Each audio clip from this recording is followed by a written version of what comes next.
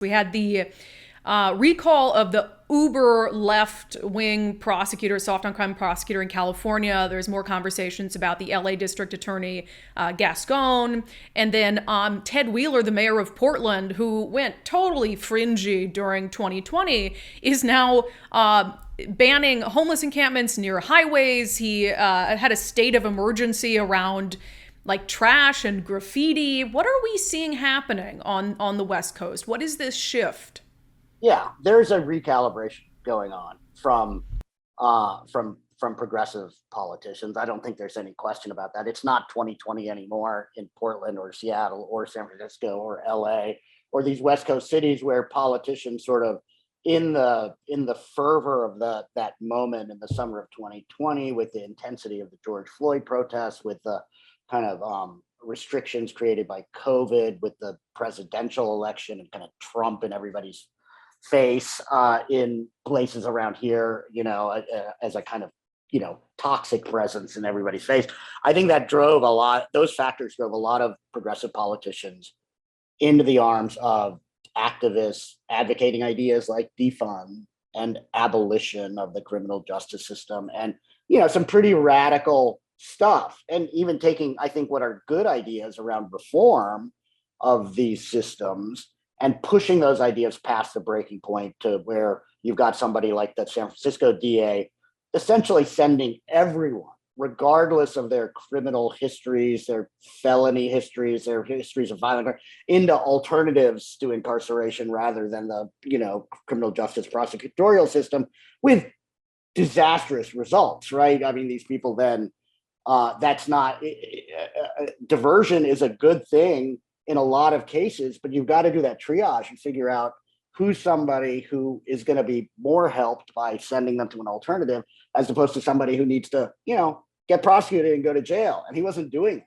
And guess what? Then you have this sort of release first mentality where people who were committing significant crimes and causing real disruptions to the social fabric and the social order in San Francisco were being released, over and over to commit crimes, which is again a problem we have in Seattle as well right now. Some of this stuff has just gone too far, and I think there is a recalibration going on.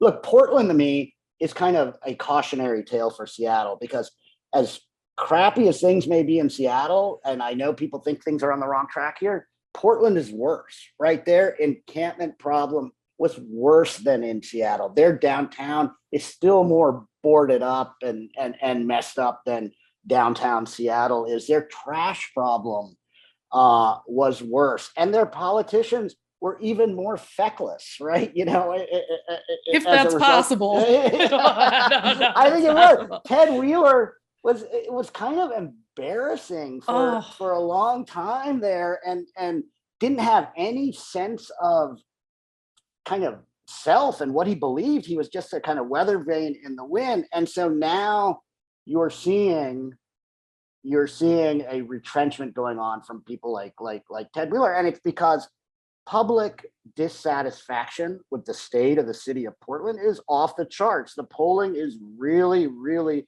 grim there, to the point that they're getting close to a kind of quote unquote Giuliani time sort of backlash from the voters who are just seeing things go to hell, right? And so I do think, yeah, I think what Wheeler's doing around encampment cleanups and the other politicians, I think that the interesting race to watch there is the Portland City Council race with Joanne Hardesty, who was the African American City Council member who kind of led the charge on defund in Portland, is now facing a challenge from a candidate who's running on a much more of a kind of law and order kind of platform, to borrow the phrase. But that's going to be an interesting race to watch and see how it plays out.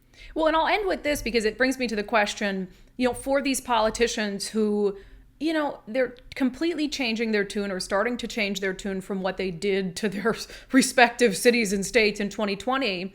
Is it a genuine change of course because they realize they were wrong, or is it to save their ass for an election?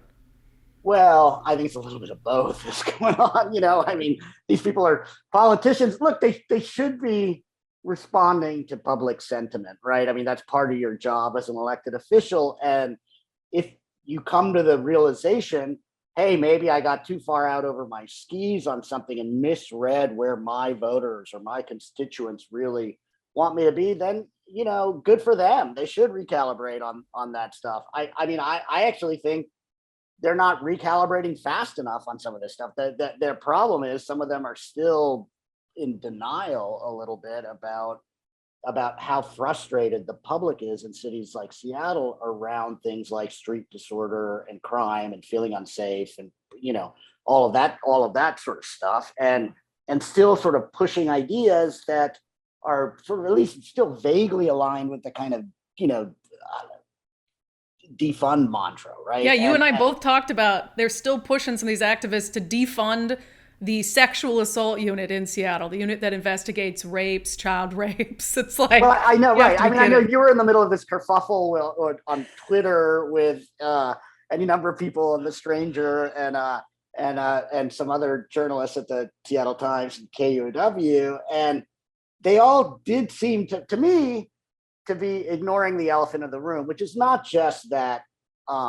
Hey, guess what? If you're gonna see a massive attrition at SVD, where we're down about 400 officers from where we need to be, where we should be, full staffing, that guess what? If you're Chief Diaz, you're going to have to pull people off the specialty units to just man the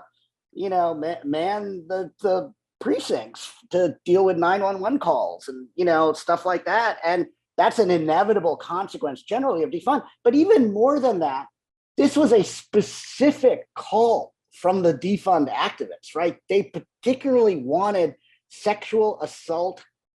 sexual assault unit to be defunded by 50% and the money repurposed to giving money to victims and, some other stuff that's I think I would like to see some more, investments made on that side. But they specifically, this is not a bug, it's a feature of what they were calling for. They don't trust SPD to investigate sex crime. So I think it's a little embarrassing that some of these other folks in the media aren't willing to acknowledge the plain reality of what the defunders were actually very directly and explicitly calling for. As their solidarity budget came out in September of last year, right before the city's budget process for 2022, and they're right out in the open saying this is what they want to see happen. Well, guess what? It happened for whatever reason. So now why are we all of a sudden the same people that supported defund are now scrambling to say, oh, well, how did this happen? This is terrible. If you like this video, make sure to become an undivided subscriber to help us grow this mission to give common sense a comeback. You can do that in two ways, at patreon.com/undivided, or by becoming a contributor on my locals community, brandykruse.locals.com. Thank you to the founding sponsor of Undivided, 1530 Mortgage. Visit them at 1530mortgage.com.